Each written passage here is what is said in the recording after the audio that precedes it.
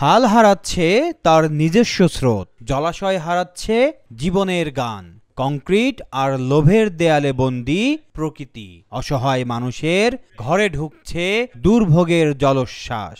গাজীপুরের গাছা অঞ্চলে চলছে খাল দখলের মহোৎসব, যেখানে নদী নালা কাঁদছে, মানুষ করছে প্রতিদিন লড়াই। গাজীপুর সিটি কর্পোরেশনের গাছা এলাকায় চলছে অবৈধ খাল দখলের মহোৎসব। খাল ভরাট করে গড়ে তোলা হচ্ছে কারখানা ও স্থাপনা। এতে খালের স্বাভাবিক প্রবাহ ব্যাহত হচ্ছে এবং সৃষ্টি হচ্ছে জলাবদ্ধতা ও পরিবেশগত নানা সমস্যা। খালটা দখল করে ফেলায় বৃষ্টি হলেই বাড়িঘরে পানি ঢুকে যায়। এভাবে খাল ভরাট করায় সাধারণ মানুষ ভয়াবহ সমস্যার সম্মুখীন হচ্ছে বলে জানিয়েছেন স্থানীয় ভুক্তভোগীরা। আমাদের সমস্যা হলো খালের পানি নামতে পারে না, বিভিন্ন জায়গা দিয়ে মানুষের দখল করিয়া রাখছে। ময়লা তো দুর্গন্ধে আমরা থাকতে পারি না, রাস্তাঘাট দিয়ে আমরা হাঁটতে পারি না, রাস্তাঘাট তো নাই, রাস্তায় পানি জমিয়া থাকে।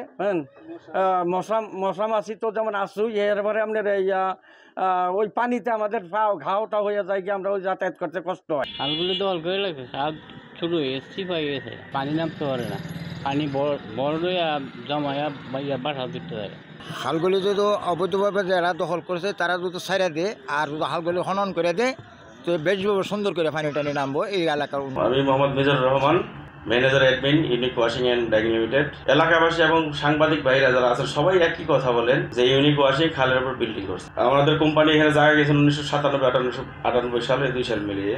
এসএ এবং আরএস নকশা দেখে জায়গা কিনছেন এখানে। তখন এসএ আরএস নকশাতে এখানে কোনো সরকারি খাল নেই। এটা কখনোই বরাদ করবে না। এলাকাবাসীর স্বার্থে এটা পানি যাওয়ার একটা ব্যবস্থা রাখতে হবে। যতদিন পর্যন্ত স্থায়ী একটা ব্যবস্থা না হবে, না আমরা বরাদ করে নেই খাল। আমরা আমার বিল্ডিং এর নিচে জায়গা রাখছি পানি যাওয়ার জন্য। খালের ওপর দখল করে শিল্প প্রতিষ্ঠান গড়া বেআইনি। তাছাড়া শিল্প বর্জ্য পানি শোধন না করে খালে ফেলা পরিবেশের জন্য মারাত্মক ক্ষতিকর বলে দাবি করেন পরিবেশ অধিদপ্তরের কর্মকর্তা। প্রতিষ্ঠানটির যতদূর জানি পরিবেশগত ছাড়পত্র রয়েছে এবং আমি প্রতিষ্ঠানটি একবার ভিজিট করেছি। পরিদর্শনকালে আমি প্রতিষ্ঠানটির ইটিপি অত্যন্ত পুরনো এবং কিছুটা ত্রুটিপূর্ণ মনে হয়েছে। তো এ বিষয়ে আমরা প্রতিষ্ঠানটিকে পত্র দিয়ে তাদেরকে সতর্ক করব এবং এটা আরও উচ্চতর পরিদর্শনের প্রয়োজন আছে।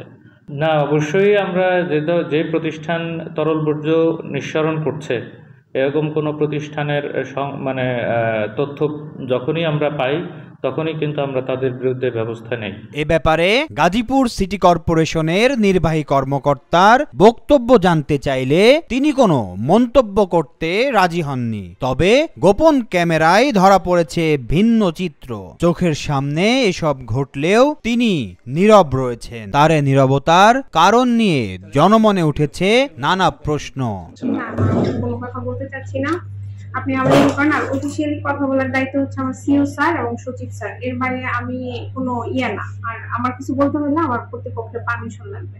না, এখন আসলে স্যাররা হয়তো মিটিং এ ব্যস্ত আছে। আমার স্যারদের সাথে দেখা হলে তখন আমি আমার প্রবলেম গুলো বলে নিই। আমি ফোনে স্যারদেরকে কিছু বলি না। দরকার পড়লে এখান থেকে যেতে তো 15-20 মিনিট লাগে, এটা ওনারা বেয়াদবি হিসেবে নেন। ঠিক আছে, আমার কোনো কিছু টপিক জমা হলে আমি ওখানে যাই, গিয়ে স্যারদের সাথে বসি, ওনারা সময় দেন, তারপরে কথা বলি। এই টপিক ওইভাবে কথা বলি স্যারদের সাথে। প্রশাসনের কার্যকর উদ্যোগই পারে খাল দখল মুক্ত করে স্বাভাবিক প্রবাহ ফিরিয়ে দিতে। এখন দরকার দৃঢ় পদক্ষেপ, যাতে রক্ষা পায় খাল, বাঁচে পরিবেশ, বাঁচে মানুষ। Aminul Islam, Asian television.